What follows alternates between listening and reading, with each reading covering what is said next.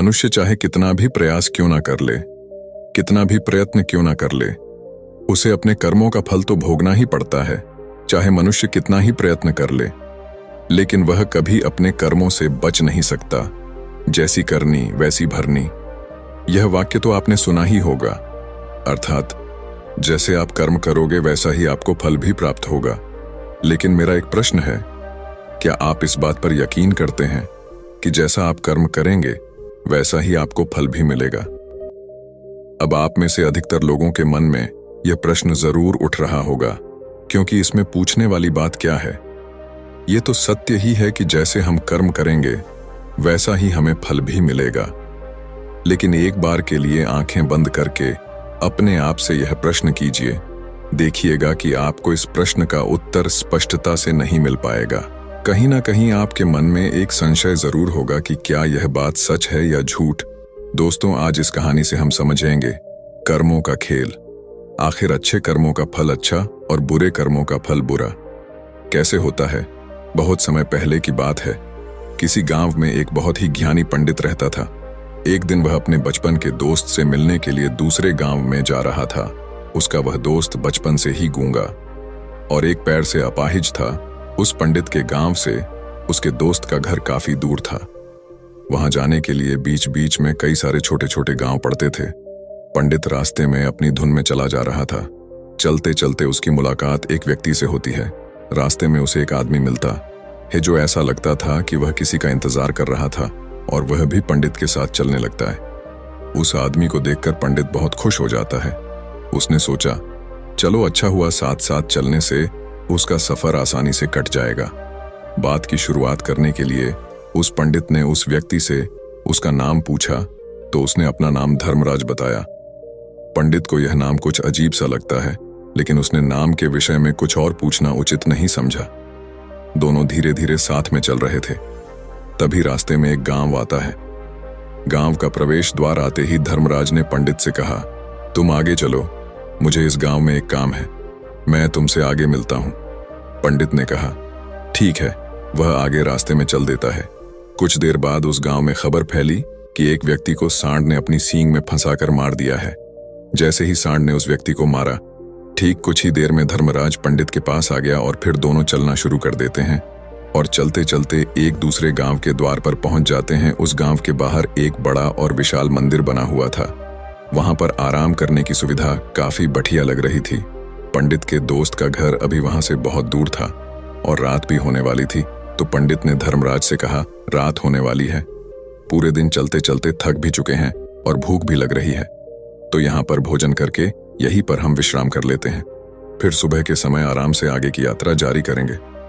धर्मराज ने कहा, ठीक है, मुझे इस गांव में किसी को कुछ जरूरी सामान देने जाना है, तुम भोजन करके आराम करो, मैं बाद में आकर भोजन कर लूंगा। इतना कहकर वह वहां से चला जाता है।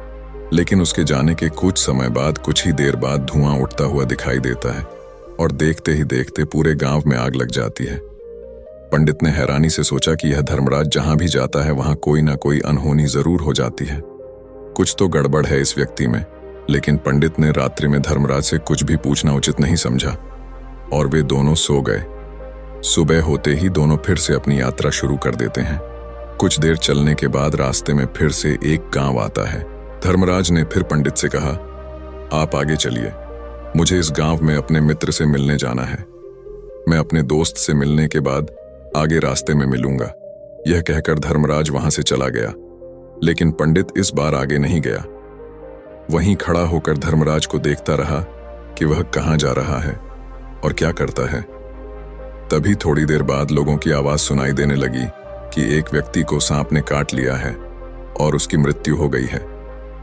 ठीक उसी समय धर्मराज फिर पंडित के पास पहुंच गया, लेकिन इस बार पंडित से रहा नहीं गया और उसने धर्मराज से पूछ ही लिया कि तुम जिस भी गांव में जाते हो वहां कोई ना कोई अनहोनी जरूर हो जाती है, क्या तुम मुझे बता सकते हो यह ऐसा क्यों हो रहा है? धर्मराज ने कहा, पंडित जी, आप तो मुझे बहुत ज्ञानी मालूम पड़े थे, इसीलिए मैं आपके साथ चलने लगा था, क्योंकि ज्ञानियों का साथ बहुत अच्छा होता है, परंतु आप अभी तक समझ नहीं पाए कि मैं कौन हूं। पंडित ने कहा, मैं समझ गया हूं, लेकिन मुझे कुछ शंका है। अगर आप ही अपना उपयुक्त परिचय दे दें तो मेरे लिए आसानी होगी। तब धर्मराज ने जवाब दिया कि मैं यमदूत हूं और यमराज की आज्ञा से उन लोगों के प्राण हरण करता हूं जिनकी उम्र पूरी हो चुकी है। हालांकि पंडित को पहले से ही इस बात की आशंका थी, फिर भी धर्मराज के मुंह से यह बातें सुनकर वह घबरा गया। लेकिन वह हिम्मत करके पूछता है कि अगर तुम सच में यमदूत हो तो मुझे बताओ, अगली मृत्यु किसकी है? धर्मराज ने जवाब दिया, अगली मृत्यु तुम्हारे उसी मित्र की है जिससे तुम मिलने जा रहे हो, और उसकी मृत्यु का कारण भी तुम ही बनोगे।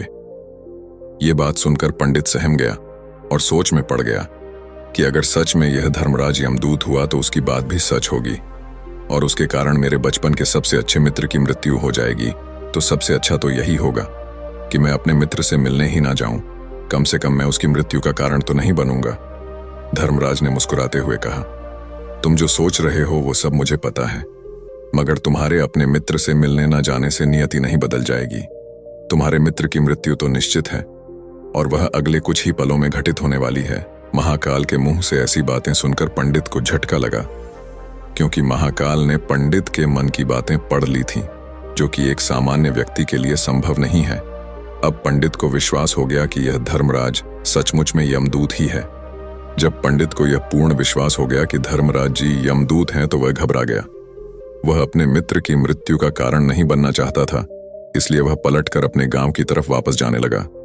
लेकिन जैसे ही पंडित वापस जाने के लिए मुड़ा, उसने देखा कि उसका मित्र तेजी से उसकी तरफ चला आ रहा है, जो कि पंडित को देखकर अत्यंत प्रसन्न दिखाई पड़ रहा था। अपने मित्र के आने की गति को देखकर पंडित को ऐसा लगा कि जैसे उसका मित्र काफी देर से उसका ही पीछा कर रहा है, लेकिन वह बचपन से ही गूंगा था और एक पैर से लंगड़ा भी था। इसीलिए ना तो वह पंडित को आवाज देकर रोक पाया था और ना ही उस तक पहुंच पा रहा था। लेकिन जैसे ही वह पंडित के पास पहुंचा, अचानक ही जमीन पर गिर पड़ी और तुरंत ही उसकी मृत्यु हो गई।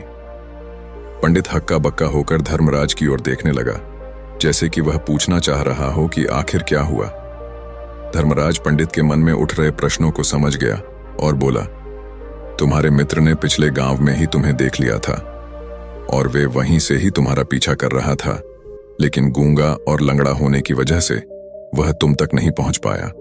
उसने अपनी पूरी ताकत लगाकर तुम तक पहुंचने का प्रयास किया, लेकिन बुढ़ापे में बचपन जैसी ताकत नहीं होती, इसलिए दिल का दौरा होने के कारण उसकी मृत्यु हो गई, क्योंकि वह तुमसे मिलने के लिए अपनी सीमाओं को तोड़कर तुम्हारे पीछे भाग रहा था। इसलिए अपने मित्र की मृत्यु का कारण भी तुम ही कहलाओगे। अब पंडित को पूर्णतः यह विश्वास हो गया था कि धर्मराज एक यमदूत है और उसका कार्य जीवों के प्राण हरना है।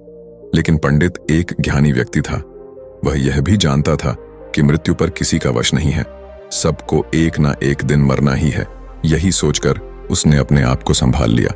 लेकिन अचानक ही पंडित के मन में अपनी मृत्यु के बारे में जानने की इच्छा हुई, इसलिए उसने धर्मराज से पूछा कि जब मृत्यु मेरे दोस्त की होनी थी तो तुम शुरू से ही मेरे साथ क्यों चल रहे थे?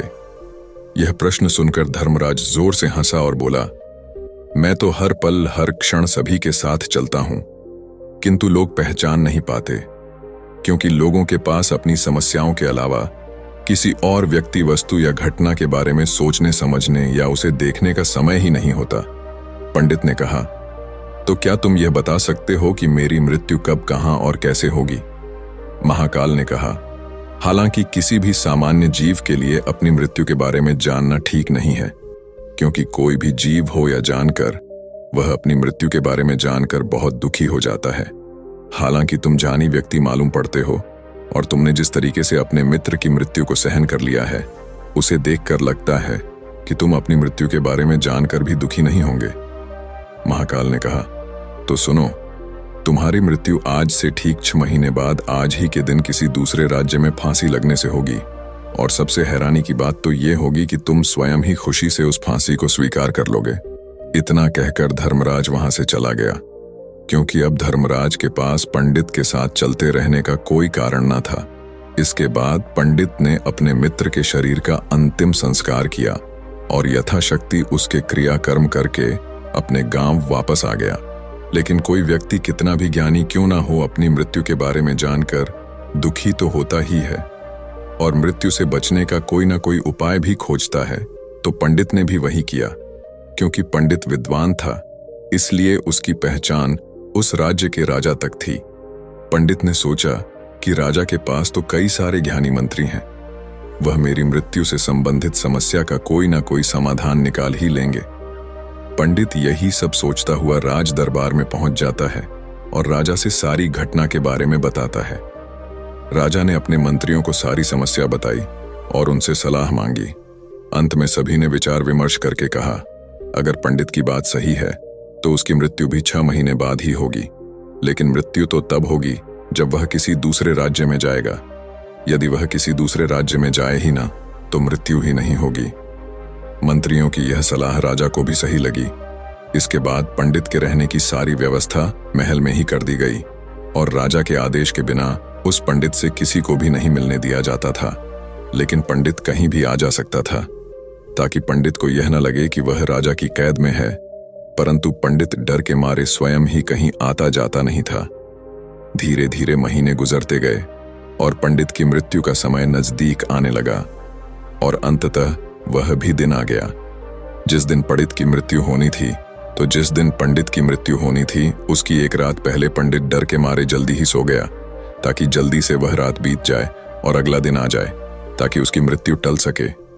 यही सोचकर वह जल्दी सो जाता है। लेकिन पंडित को नींद में चलने की बीमारी थी और अपनी इस बीमारी के बारे में वह स्वयं ही नहीं जानता था। तो फिर राजा मंत्री या किसी वैद्य को इसके बारे में बताने का कोई प्रश्न ही नहीं उठता। पंडित अपनी मृत्यु को लेकर बहुत चिंतित था। वह पिछले कई दिनों से ठीक है, सो भी नहीं पा रहा था और नींद में चलने की बीमारी भी तभी होती है जब व्यक्ति ठीक से सो नहीं पा रहा हो। तो उस रात भी पंडित को नींद में चलने का दौरा पड़ा।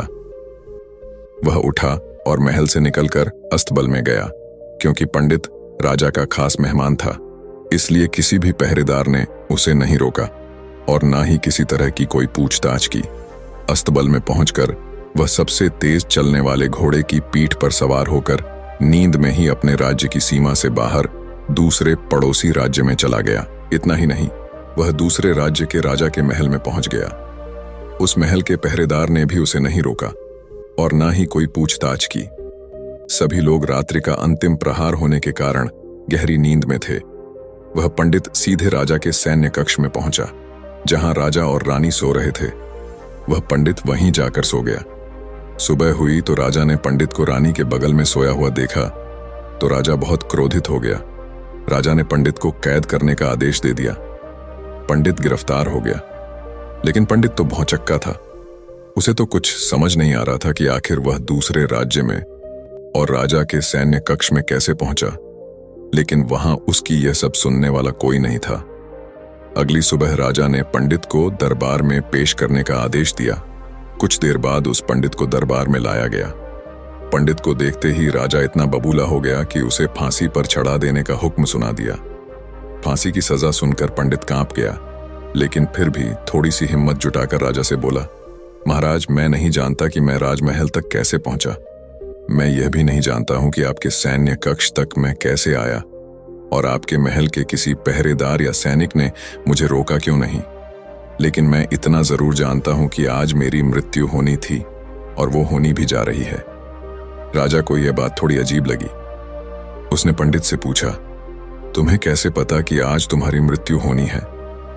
राजा के इस प्रश्न के जवाब में पंडित ने पिछले 6 महीने का सारा वाक्य राजा को सुना दिया और बोला, महाराज, मेरा क्या किसी भी सामान्य व्यक्ति में इतना साहस नहीं कि वह राजा के सैन्य कक्ष में राजा की उपस्थिति में रानी के साथ सो जाए। राजा को पंडित की बात में थोड़ा तर्क दिखाई पड़ा, परंतु उसने सोचा कि यह मृत्यु से बचने के लिए धर्मराज और उसके द्वारा अपनी मृत्यु की भविष्यवाणी की कहानी बना रहा है। इसलिए राजा ने पंडित से कहा, यदि तुम्हारी बात सत्य है और आज यह तुम्हारी मृत्यु का दिन है जैसा कि यमदूत धर्मराज ने तुमसे कहा था, तो आज तुम्हारी मृत्यु का कारण मैं नहीं बनूंगा। लेकिन यदि तुम्हारी बात झूठी निकली तो निश्चित ही आज तुम्हारी मृत्यु का दिन होगा ना, क्योंकि जिस राज्य से पंडित आया था उस राज्य का राजा इस राजा का मित्र था। इसलिए इस राजा ने तुरंत अपने 2 सैनिकों को पड़ोसी राजा के पास भेजकर पंडित की बात की सत्यता का प्रमाण मांगा भेजा। भेजे गए सैनिक शाम तक लौटे और उन्होंने राजा को बताया कि महाराज, पंडित जो कुछ भी कह रहा है वह सब सत्य है। पड़ोसी राज्य के राजा ने पिछले 6 महीने से पंडित के रहने की सारी व्यवस्था अपने ही महल में कर रखी थी। पंडित राजा का खास मेहमान था। कल शाम राजा आखिरी बार पंडित से उसके कक्ष में मिले थे और उसके बाद यह इस राज्य में कैसे पहुंच गया इसकी जानकारी किसी को भी नहीं है। इसलिए उस राज्य के राजा के अनुसार पंडित को फांसी की सजा देना ठीक नहीं है। लेकिन राजा के सामने एक नई समस्या थी, क्योंकि उसने बिना पूरी बात जाने ही पंडित को फांसी की सजा सुना दी थी। इसलिए अगर पंडित को फांसी नहीं दी जाती तो राजा के वचन का अपमान हो जाएगा। लेकिन अगर राजा की बात का मान रखा जाए तो बेवजह ही एक निर्दोष व्यक्ति की मौत हो जाएगी। राजा ने अपने सभी मंत्रियों से इस बारे में सुझाव मांगा तो मंत्रियों ने राजा को सुझाव दिया कि महाराज, पंडित को एक कच्चे सूत के धागे से फांसी लगवा दी जाए। इससे आपके कथन का भी मान रह जाएगा और कच्चे सूत के धागे से पंडित को फांसी भी नहीं लगेगी और उसके प्राण भी बच जाएंगे। राजा को मंत्रियों का यह सुझाव पसंद आया और उसने ऐसा ही करने का आदेश दे दिया। पंडित के लिए कच्चे सूत के धागे से फांसी का फंदा बनाया गया और नियम के अनुसार पंडित को फांसी पर चढ़ाया जाने लगा। सभी लोग बहुत खुश थे कि ना तो पंडित मरेगा और ना ही राजा का वचन खाली जाएगा। पंडित को भी पूर्ण विश्वास था ये सूद के धागे से तो उसकी मृत्यु हो ही नहीं सकती। पंडित उस पर चढ़ने के लिए तैयार हो गया, जैसा कि धर्मराज ने भविष्यवाणी की थी कि तुम खुद ही अपनी फांसी को स्वीकार करोगे। लेकिन जैसे ही पंडित को फांसी दी गई, सूत का धागा तो टूट गया, लेकिन टूटने से पहले उसने अपना काम कर दिया था। पंडित के गले की एक नस सूत के धागे के झटके से कट चुकी थी और पंडित जमीन पर पड़ा तड़प रहा था। उस पल उसके गले से खून की फुहार निकल रही थी और देखते ही देखते पंडित का शरीर पूरी तरह से शांत हो गया। सभी लोग आश्चर्यचकित थे और पंडित को मरता हुआ देख रहे थे। किसी को विश्वास नहीं हो रहा था कि कच्चे सूत के धागे से भी किसी इंसान की मृत्यु हो सकती है। लेकिन घटना तो घट चुकी थी। नियति ने अपना काम कर दिया था और धर्मराज की भविष्यवाणी सच हो चुकी थी। दोस्तों, श्रीमद् भागवत गीता में भगवान श्री कृष्ण ने कहा है, जो होना होता है वह होकर ही रहता है। हम चाहे कितनी ही सावधानी बरते, कितना ही उपाय कर लें, लेकिन घटना और घटना की पूरी प्रणाली पहले से ही तय होती है, जिसे हम थोड़ा सा भी इधर उधर नहीं कर सकते हैं। दोस्तों, शायद इसीलिए ईश्वर ने हमें भविष्य जानने की क्षमता नहीं दी है, ताकि हम अपने जीवन को ज्यादा बेहतर तरीके से जी सके। और यही बात उस पंडित पर भी लागू होती है। अगर पंडित ने महाकाल से अपनी मृत्यु के बारे में ना पूछा होता तो 6 महीने तक राजा के महल में कैद रहकर डर डर कर जीने की बजाय ज्यादा बेहतर जीवन जीता। दोस्तों, आपने आज के इस वीडियो से क्या सीखा वह मुझे आप कमेंट में बता सकते हैं। इसी के साथ में उम्मीद है कि आपको आज की वीडियो पसंद आई होगी, तो इस वीडियो को उस इंसान को शेयर करें जिससे यह कहानी सुनने की जरूरत है और उसी के ठीक बाद चैनल को सब्सक्राइब करें। तो चलिए फिर मिलते हैं ऐसी एक और नई वीडियो में एक नए मैसेज के साथ। तब तक के लिए अपना ख्याल रखें। धन्यवाद और नमो बुद्धाय।